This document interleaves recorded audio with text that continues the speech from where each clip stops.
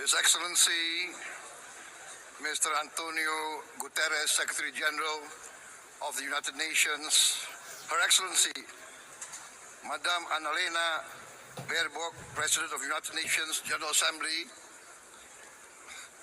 His Excellency, Mr. Moses Abelian, Under-Secretary General for General Assembly and Management, Excellencies, Heads of States, Heads of Governments, distinguished delegates, ladies and gentlemen.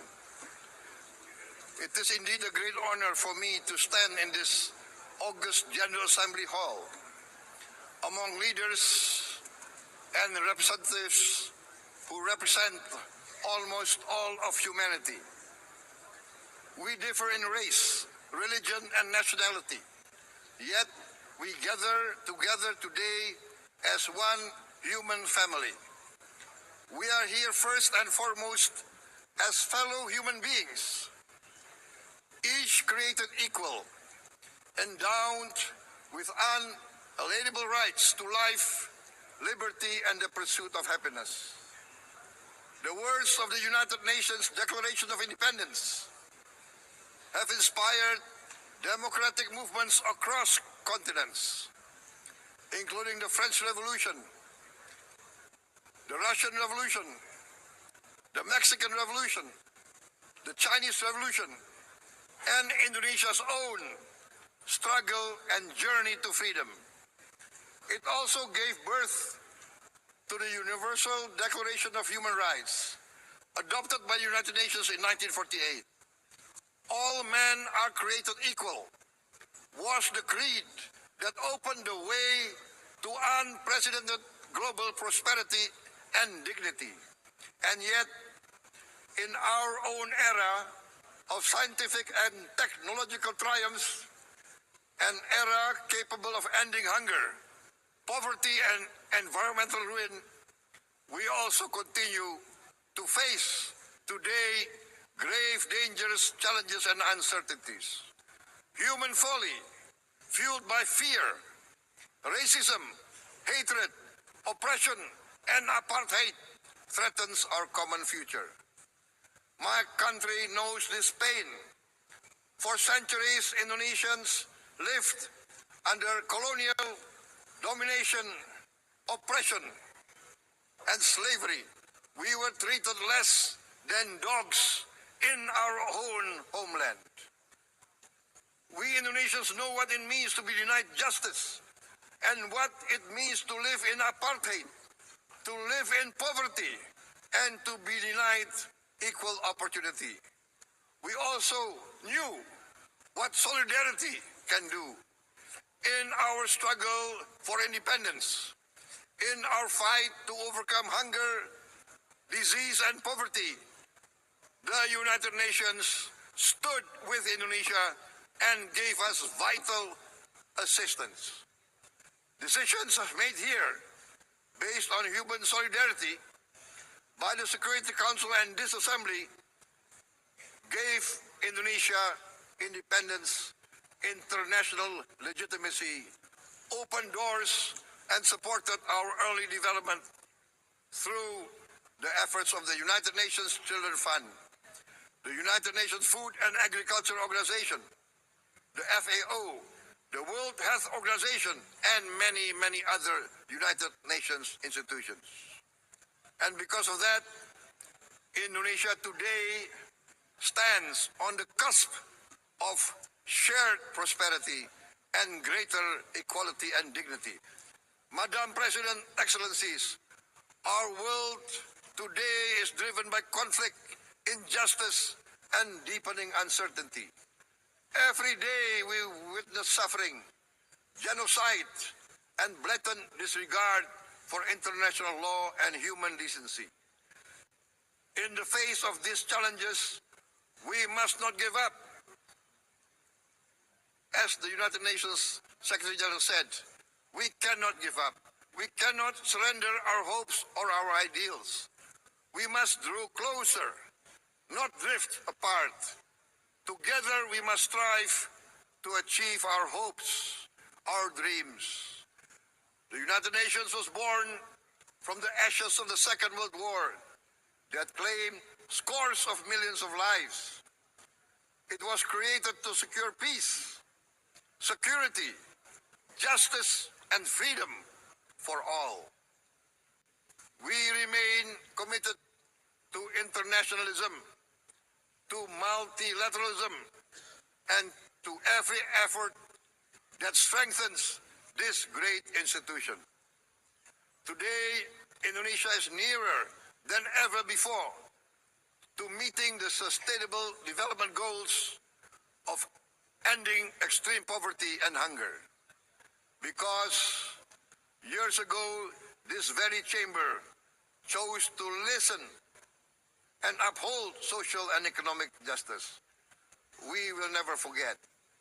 And today, we must never be silent while Palestinians are denied that same justice and legitimacy in this very hall. Excellencies, Thucydides warned, the strong do what they can, the weak suffer what they must. We must reject this doctrine. The United Nations exist to reject this doctrine. We must stand for all, the strong and the weak. Might cannot be right. Right must be right. Indonesia today is one of the largest contributors to United Peacekeeping Forces. We believe in the United Nations. We will continue to serve where peace needs guardians, not with just words, but with boots on the ground. If and when the United Nations Security Council and this great assembly decide Indonesia is prepared to deploy 20,000 or even more of our sons and daughters to help secure peace in Gaza or elsewhere, in Ukraine, in Sudan, in Libya, everywhere when the peace needs to be enforced, peace needs to be guarded, we are ready. We will take our share of the burden, not only with our sons and daughters, we are also willing to contribute financially to support the great mission to achieve peace by the United Nations. Madam President, Excellencies, I propose to this Assembly a message of hope and optimism, grounded in action and execution. Today, we heard the speech of Madam President, the President of the United Nations General Assembly. Yes, it is true what she said. Without the International Civil Aviation Organization, will we be here today? Will we sit in this great hall? Without the United Nations, we cannot be safe. No country can feel secure. We need the United Nations, and Indonesia will continue to support the United Nations. Even though we still struggle, but we know the world needs a strong United Nations. The world's population is growing. Our planet is under strain. Food, energy, and water insecurity haunt many nations. We choose to answer these challenges directly at home and to help abroad wherever we can. This year, Indonesia recorded the highest rice production and grain reserves in our history. We are now self-sufficient in rice, and we are starting now to export rice to other nations in need, including providing rice for Palestine. We are building resilient food supply chains, strengthening farmer productivity, investing in climate-smart agriculture to ensure food security for our children and for the children of the world. We are confident in a few years' time, Indonesia will be the granary of the world. As the world's largest island state, we testify before you that we are already experiencing the direct consequences of climate change, particularly the threat of rising sea levels. The sea level on the north coast of our capital city is increasing by 5 centimeters every year. Can you imagine in 10 years? Can you imagine in 20 years? For this, we are forced to build a giant seawall, 480 kilometers in length. It will take us maybe 20 years, but we have no choice. We have to start now. Therefore, we choose to confront climate change, not by slogans, but by immediate steps. We are committed to meeting our 2015 Paris Agreement obligations. We aim to achieve net zero emission by 2060, and we are very confident we can achieve net zero emission much earlier. We aim to reforest more than 12 million hectares of degraded forest, to reduce forest degradation, to empower local communities with quality green jobs for the future. Indonesia is shifting decisively from fossil fuel-based development towards renewable-based development. From next year, most of our additional power generation capacity will come from renewables. Our goal is clear: to lift all of our citizens out of poverty and make Indonesia a hub for solutions to food, energy, and water security. Madam President, Excellencies, we live in a time when hatred and violence can seem to be the loudest voices. But beneath this loud noise lies a quieter truth, that every person longs to be safe, to be respected, to be loved, and to leave a better world to their children. Our children are watching. They are learning leadership, not from textbook, but from our choices. Today, still, a catastrophic situation in Gaza is unfolding before our eyes. At this very moment, the innocent are crying for help, are crying to be saved. Who will save them? Who will save the innocent? Who will save the old and women? Millions are facing danger at this very moment. As we sit here, they are facing trauma. They are facing irreparable damage to their bodies. They are dying of starvation. Can we remain silent? Will there be no answer to their screams? Will we teach them that the human family can rise to the challenge? Madam President, we must act now. Many speakers have said that.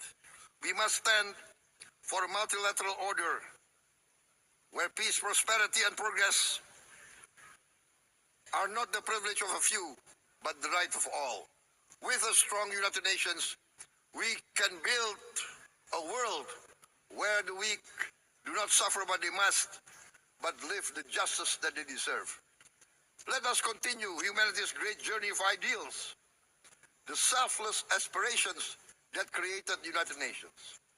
Let us use science to uplift, not use science to destroy. Let rising nations help others to lift themselves. I am convinced that the leaders of the great world civilizations of the West, of the East, of the North, of the South, leaders of America, Europe,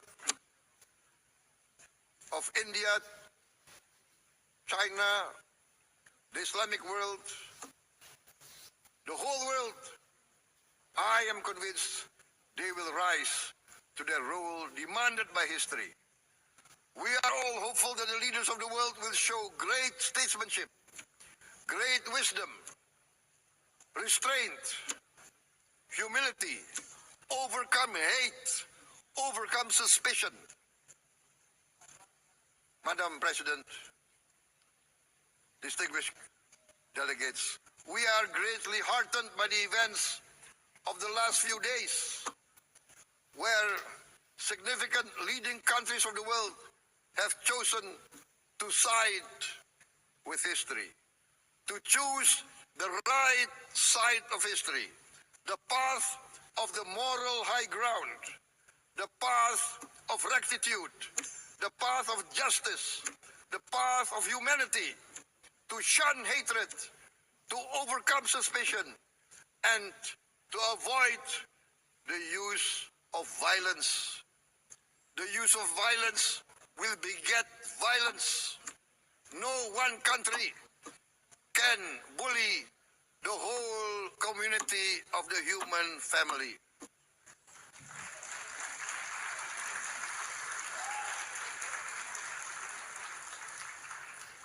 We may be weak individually, but the sense of oppression, the sense of injustice has proven in the history of mankind that this sense of injustice, this sense of oppression will unite into a strong force that will overcome this oppression, that will overcome this injustice. To close, I would like to reiterate again Indonesia's complete support for the two-state solution in Palestine. We must have an independent Palestine, but we must also recognize, we must also respect, and we must also guarantee the safety and security of Israel. Only then we can have real peace, and no longer hate and no longer suspicion. The only solution is this two-state solution. Two descendants of Abraham must live in reconciliation, peace, and harmony. Arabs, Jews, Muslims, Christians, Hindus, Buddhists, all religions, we must live as one human family. Indonesia is committed to being part of making this vision a reality. Is this a dream? Maybe, but this is the beautiful dream that we must work together towards. Let us work towards this noble goal. Let us continue humanity's journey of hope, a journey started by our forefathers, a journey that we must complete. Thank you. Wassalamualaikum warahmatullahi wabarakatuh.